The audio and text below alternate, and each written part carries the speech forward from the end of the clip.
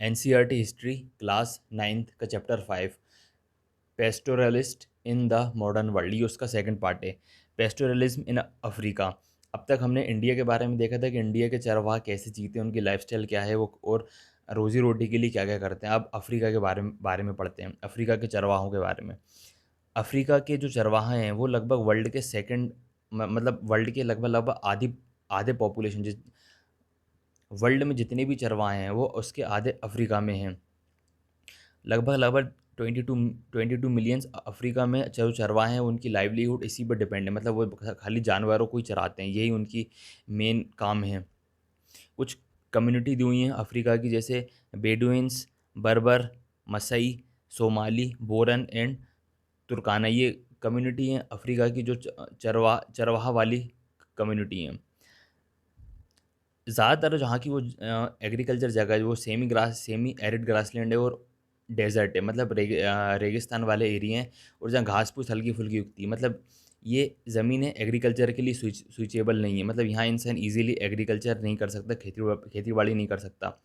और ये जानवर कौन कौन से रखते हैं, कैटल्स, मतलब कैमल है, ऊँट है, गोट बकरी है, भेड़ है, डंकी है, ये इनके दूध बेचते हैं, इनका मांस बेचते हैं, एनिमल स्किन बेचते हैं, और इनकी रुई वगैरह, इनसे जो शीप होती है उससे उसकी रुई निकाल कर सेल करते हैं। बाकी के जो लोग हैं वो ट्रांसपोर्टेशन और अदर काम भी करते हैं। और बाकी के और जो हैं चरवाहा हैं वो खेती किसानी भी करते हैं। पेस्टोरलिज्म जो चरवाहा होते हैं उनकी जो अर्निंग होती है वो अनसर्टेन होती है, मतलब ऊपर नीचे होती रहती है। इसके इसके साथ इसीलिए वो अपनी आमदनी को मेंटेन करने के लिए भी बाकी के और काम भी करते रहते हैं। जैसे इंडिया में अंग्रेज़ लोग आए थे, उन्होंने चरवाहों की ज़िंदगी पूरी चेंज हो गई थी, मतलब अंग्रेज़ों के आने से चरवाहों की लाइफस्टाइल पूरी चेंज हो गई थी, क्योंकि उन्होंने इंडिया पे कंट्रोल करके रखा था। वैसे ही अफ्रीका में भी लोग आए थे, कई सारी अफ्रीकन कंट्री कॉलोनियल रूल आए थे, बाहर के देशी के लोग आए थे। उन्होंने इनके जीवन पर क्या क्या चेंजेस लाए और क्या क्या हुआ इनकी लाइफ में, उसके बारे में बताया है। ये पूरा अफ्रीका कॉन्टिनेंट।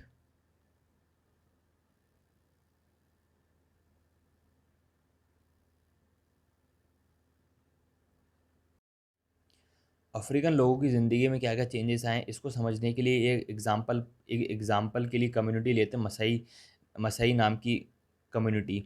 इस कम्युनिटी के लोग चरवाहा थे, जो कि ईस्ट अफ्रीका में रहते थे। लगभग इनमें से 3 लाख साउथ केनिया में और लगभग 1.5 लाख तंजानिया में रहते थे।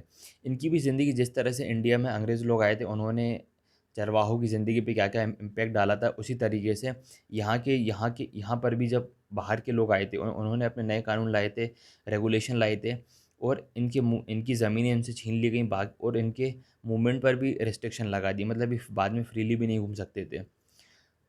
और जब गर्मियों का सीज़न आता था तो तब काफ़ी इफ़ेक्ट आया, और इनका जो सोशल रिलेशनशिप है, उसमें भी काफ़ी चेंजेस आए हैं।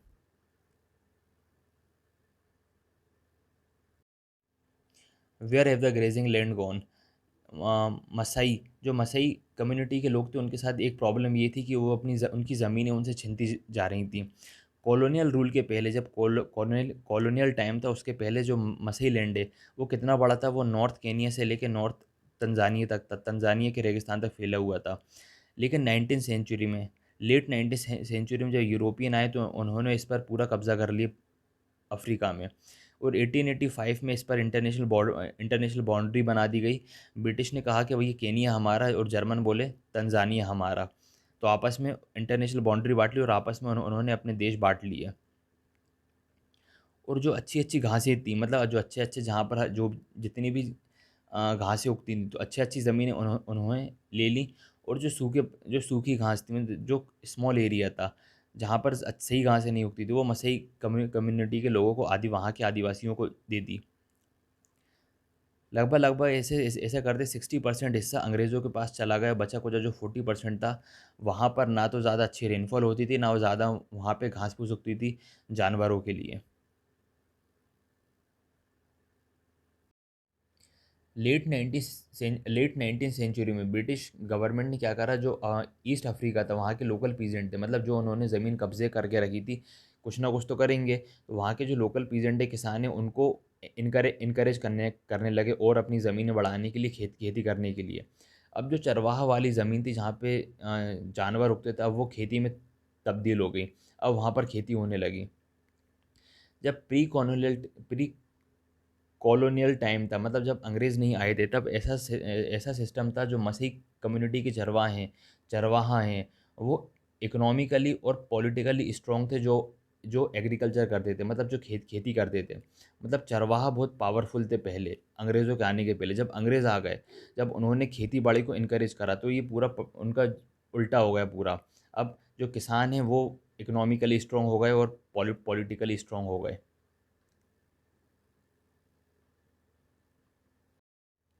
ज़्यादातर एरिया जहाँ पे ग्रेज़िंग होती थी, जहाँ पे चरवाहा आते थे, अपने जानवरों के साथ जानवर चरते थे, अब उस एरिया को गेम रिज़र्व की कैटेगरी में रख दिया। गेम रिज़र्व का सिंपल मतलब होता है कि अब उस एरिया को फॉरेस्ट रिज़र्व कैटेगरी में रख दिया, और अब उसको बनाने के बाद उसको नेशनल पार्क बना दिया गया। मसई मारा और सम्बुरु नेशनल पार्क, जो कि केनिया में, वो मतलब इसी की बदौलत बनाए गए हैं, और जो और एक और तंजानिया में पार्क है, सेरेंगेटी, वो भी इसी तरीके से बनाए गए थे। अब जो चरवाहा हैं, अब उनकी एंट्री यहाँ पर अलाउ नहीं थी, ना तो वो यहाँ पर अब शिकार कर सकते थे, और ना ही वो अपने जानवरों को यहाँ पर चरा सकते थे। और ऐसे ही बहुत सारा एरिया जो था कब्जा करके रखा था।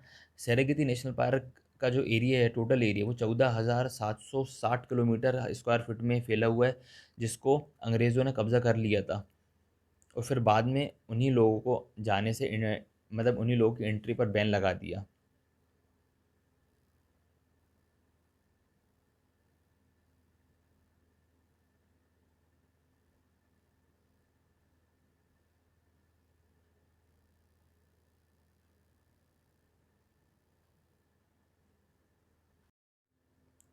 जो फाइनेस्ट ग्रेजिंग लैंड था, मतलब जहाँ पे शानदार घासें उगती थी, और जहाँ पे पानी की पूरी पूर्ति थी, मतलब पानी फुलफिल था, उन एरियो को अंग्रेज़ों ने कब्ज़ा कर लिया, और जो चरवाहा थे उनको छोटी सी ज़मीन दे दी, जहाँ पर इतनी ज़्यादा फैसिलिटीज़ नहीं थी। इससे क्या हुआ, चरवाहों की मतलब चरवाहा जो वाली घासें होती, जो जानवर चरते, उसकी कमी होने लगी।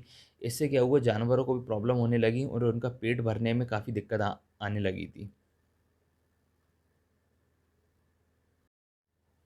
The border are crossed. 19th century में क्या हुआ, जो अफ्रीकन चरवाहा थे, अब चारे की कमी के कारण जब अंग्रेज़ों ने कब्ज़ा कर लिया, वो दूसरी जगह पर जाना चाहते थे, दूसरी जगह शिफ्ट होना चाहते थे, मतलब एक एक जगह पहुँचे, जब एक जगह पहुँचकर वहाँ पे चारा ख़त्म हो जाता, तो वो दूसरी जगह शिफ्ट हो जाते थे। इससे क्या हुआ कि बाद में अंग्रेज़ों ने इस पर भी बैन लगा दी कि भैया तुम ऐसे फालतू में यहाँ वहाँ नहीं घूम सकते हो। इस पर भी मतलब अंग्रेज़ों ने बैन लगाया। अफ्रीका में सिर्फ ऐसे मसई कम्युनिटी के लोग नहीं थे कि जिनको अंग्रेज़ों ने बंदिशें लगाई थी। मसई का तो हमने एक एग्ज़ाम्पल लिया है, उनके जैसे ना जाने कितनी चरवाहा हैं, कितनी चरवाहा कम्युनिटी हैं, जो ये सब चीज़ें फ़ेस कर रही थी। मतलब उनके लिए पूरी तरीके से रिस्ट्रिक्शन था, वो ईज़िली पहले की तरह फ्रीली मूव नहीं कर सकते थे, ना जंगलों में, ना कहीं। और इसके लिए, मतलब इसके लिए उन्हें चरने के लिए, घूमने-फिरने के लिए, जानवरों के साथ अंग्रेज़ों ने एक स्पेशल स्पेशल परमिट भी अलाउ करा था कि भैया जब भी जाओ तो ये परमिट लेकर जाओ। और सबसे बड़ी प्रॉब्लम ये है कि वो परमिट जो बनवाना था, जो कागज़ बनवाना था, वो भी इतना आसान काम नहीं था, उसमें भी काफ़ी प्रॉब्लम होती थी। अगर वो उनका इसको फ़ॉलो नहीं करते थे, जो परमिट के रूल्स रेगुलेशन है, उनको, आदिवासियों को पनिश भी किया जाता था वहाँ के। अब अंग्रेज़ों ने क्या करा है कि जो मार्केट थे, जहाँ पे मतलब कपड़े वगैरह मिलते हैं, कपड़े, सब्ज़ी, जो भी घर का सामान है, वो जो मार्केट था, वहाँ पर इनको, जो चरवाहा थे, अफ्रीकी चरवाहा थे, उनको आने से एंट्री रोक दी। मतलब अब वो वहाँ पर अपना कुछ ट्रेड भी नहीं कर सकते थे, कुछ बिज़नेस भी नहीं कर सकते थे। मतलब उन्हीं के शहर में आके, उन्हीं की जगह पे कब्ज़ा करके, और उनको ही उसमें अब उनके शहर से, मतलब उनके बाज़ार से बाहर कर दिया। अंग्रेज़ों का ऐसा मानना था कि ये जो ब्लैक लोग हैं, वो डेंजरस हैं, मतलब सही सही नहीं है, और इनसे जितना हो सके all contact had to be minimized, मतलब जितना वो एक कहावत है कि भई कम से कम संबंध रखना है ऐसे लोगों से। तो अंग्रेज़ लोगों का मानना था कि इन जो अफ़्रीकी लोग हैं, वो बुरे लोग हैं, और उनसे जितना हो सके उतना कम संबंध रखना। मतलब अंग्रेज़ लोग उन्हीं के शहर में आके, उन्हीं के राज्य में, देश में आके कब्ज़ा कर रहे हैं और उन्हीं के बाज़ार में आके कब्ज़ा कर ली और अफ़्रीकन लोगों से कह दी कि यार ये लोग बुरे हैं, उनसे कम संबंध रखना। लेकिन ऐसा पॉसिबल नहीं था पूर कंप्लीटली, क्योंकि जब सड़क वगैरह बनती थी, रोड वगैरह बनती रोड बनती थी और जो माइंस वगैरह में काम होता था, तो ब्लैक्स को ही एज़ अ लेबर की तरह काम के लिए बुलाया जाता था।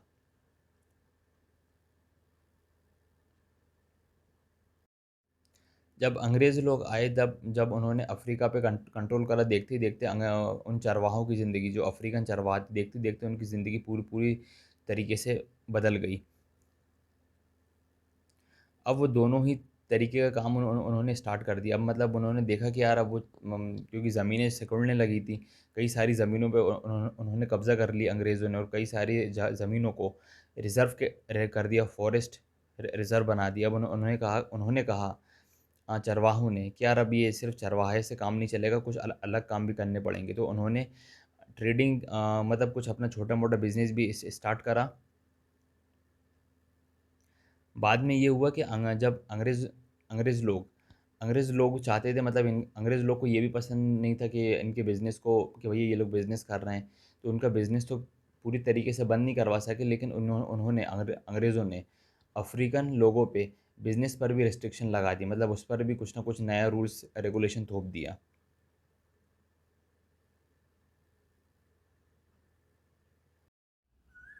व्हेन पास्चर ड्राई, जब भी सूखा होती है, मतलब बारिश वारिश नहीं होती है, तो समस्या हो जाती है कि भैया अब क्या करें, मतलब अब ये जानवरों को खाना खाना कहाँ से खिलाएं। तो चरवाहों को क्या करना पड़ता है, जंगल की तरफ या कहीं ऐसी जगह जाना पड़ता है जहाँ पे हरियाली हो। इसीलिए जो चरवाहा होते हैं, उनका जो नेचर होता है नोमैडिक होता है, मतलब घुमंतु स्वभाव होता है, इसीलिए ताकि वो यहाँ से वहाँ घूमते रहते हैं, प्लेस टू प्लेस, एक जगह से एक जगह सूखा पड़ गई, जहाँ हरियाली वहाँ चले गए, फिर वहाँ वहाँ सूखा पड़ गई, फिर जहाँ हरियाली वहाँ चले गए। तो ये नेचर उनके पास, मतलब इसीलिए उनका जो नेचर रहता है, मतलब ये ऐसे ही रहता है, घूमते फिरते रहते हैं। और इसीलिए वो बैड टाइम, मतलब चाहे बुरी परिस्थितियाँ हों, अच्छी परिस्थितियाँ हों, और इसीलिए अपने नेचर की वजह से, ताकि उन्हें हर जगह का एक्सपीरियंस रहता है, तो बुरी जगहों का, मतलब बुरे टाइम पर भी वो सही से सर्वाइव कर जाते हैं।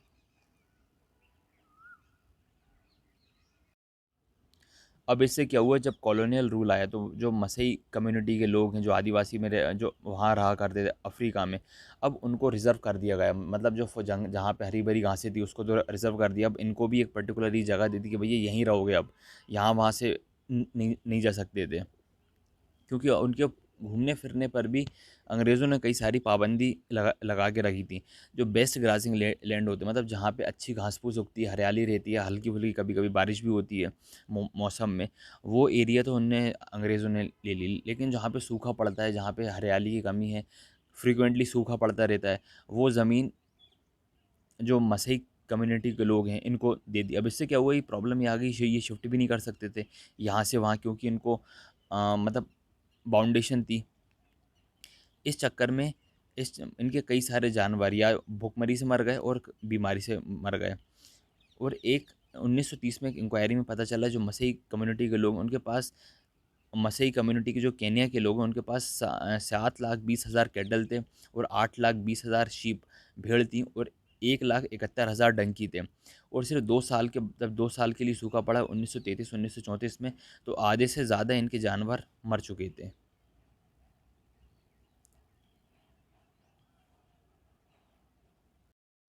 धीरे धीरे क्या हुआ, अंग्रेज़ों ने जो हरियाली वाली ज़मीन थी उस पर कब्ज़ा कर लिया और इनको सूखे की ज़मीन दे दी। बाद में क्या हुआ, जब सूखा पड़ता था, जानवरों को खाने की कमी होती थी, तो ऐसा होते होते इनके जानवर मरने लगे और इनके पास जानवरों की कमी होने लगी।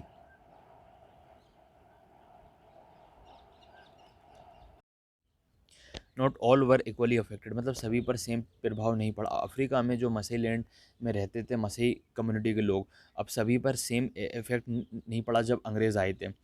कॉलोनियल, मतलब अंग्रेज़ों के पहले जो मसई सोसाइटी के लोग हैं, वो दो कैटेगरी में बटे थे, और एक थे एल्डर और वरियर।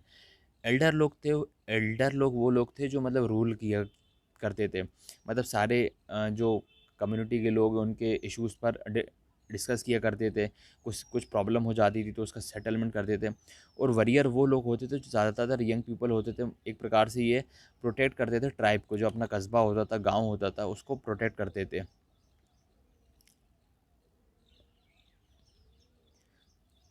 और इनका काम रहता था प्रोटेक्ट करना, और बाकी के आस पड़ोस के कबीले उनसे जानवरों को, मतलब उनके जानवरों को चोरी छिपे ले आना। क्योंकि जानवर ही, कैटल वॉज वेल्थ, मतलब उस टाइम पर ही जो जानवर होते थे वो ही इनकी वेल्थ थी। मतलब यही तरीका था कि अपनी पावर को शो करने का, अपनी पावर को दिखाने का, अपनी मैनलीनेस को, मतलब जो अपनी मर्दानगी की ताकत थी, यही एक तरीका था। और अपने जो बड़े हैं, जो एल्डर लोग, उनकी ये बात मानते थे। एक फ़ोटो दिखाई हुई है, ये रहे वॉरियर की।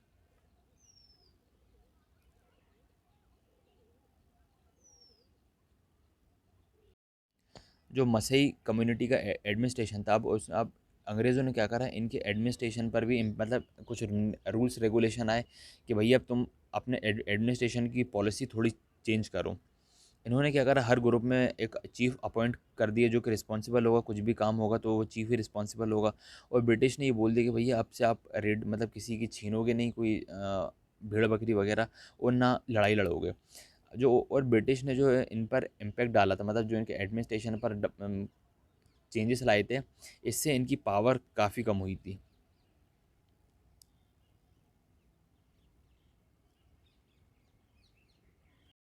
अब अंग्रेज़ों ने क्या करा कि यहाँ पर चीफ अपना अपॉइंट कर दिया, मतलब उन्होंने क्या करा, चीफ बिठा दिया। वो चीफ भी क्या करने लगा, अपनी वेल्थ इकट्ठी करने लगा। एक्यूमुलेटेड वेल्थ ओवर टाइम, मतलब वक्त के साथ वो अपने दौलत संपत्ति इकट्ठी करने लगा, क्योंकि उसके पास रेगुलर इनकम थी जो अंग्रेज़ देते थे। उसने जानवर खरीदे, सामान खरीदा, अपने लिए, घर के लिए ज़मीनें खरीदी। और इसके साथ क्या करता था, जो पड़ोसी गरीब पड़ोसी ले लेते थे, उसको इंटरेस्ट पर भी पैसा देना स्टार्ट कर दिया। कईयों ने वक्त के साथ अपना गांव छोड़ दिया, कहीं और चले गए बिजनेस बिजनेस कुछ काम धंधा करने के लिए। और उसकी जो फैमिली है, फैमिली वहीं गांव में रुक गई। जो चीफ जो है वो तो सर्वाइव कर जाता था, या कहीं लड़ाई हो गई या सूखा पड़ गया, चीफ सर्वाइव कर जाता था, क्योंकि उसके पास एक रेगुलर इनकम थी ब्रिटिश की। और जानवर भी थे उसके पास।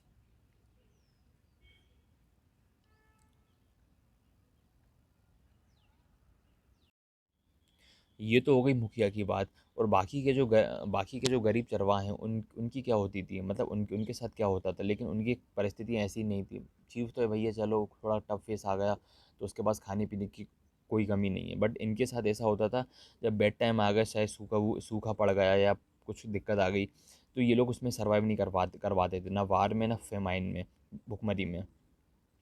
इन लोगों को आस पड़ोस के देश में, आस पड़ोस के गांव वगैरह में, शहरों में जाना पड़ता था काम के लिए। कुछ कुछ होते थे जो चारकोल वगैरह जलाते थे, कोयला वगैरह। कुछ ऐसे थोड़े लकी होते थे, मतलब इनको थोड़ा सा और बेटर काम मिल जाता था, सड़क बनाने का और बिल्डिंग वगैरह बनाने का। जो मसई सोसाइटी थी उनकी लाइफ में अब थोड़े से दो प्रकार के चेंज आए। पहला तो था ट्रेडिशनल बेस्ड जो सिस्टम था, एल्डर और वरियर को लेकर।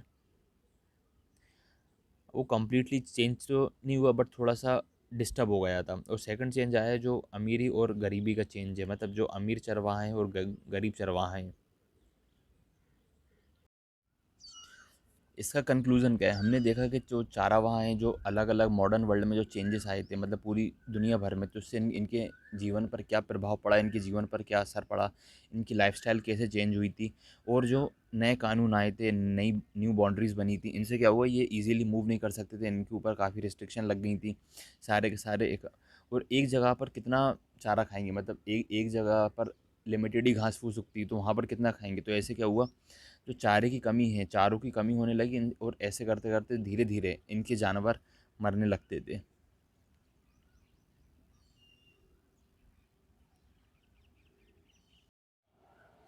जो चरवाहा होते हैं, मतलब इसके बावजूद भी जो इतनी सारी समस्याएं आती हैं उन पर, चाहे मौसम की समस्या हो, चाहे सरकार की समस्या हो, सारी समस्याओं पर वो अडॉप्ट कर, मतलब सारी समस्याओं को अडॉप्ट कर लेते हैं, मतलब उसके हिसाब से ढल जाते हैं।